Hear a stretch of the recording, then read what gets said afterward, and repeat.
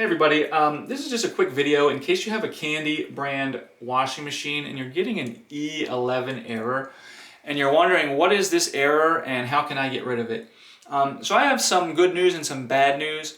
I'll start with the bad news. So the bad news is that this is a heating issue, so it's either with the sensor or the heater, and it's complex enough that it's almost always going to require a technician to come fix.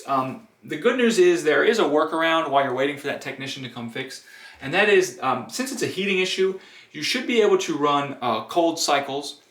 So if you're used to running hot cycles, try to run a cold cycle, and you should be able to work with that while you're waiting for the technician to come. So yeah, again, this error, unfortunately, there's no easy fix for it, but by running a cold cycle, you should be able to use it in the meantime.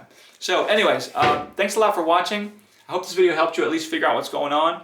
Have a great day.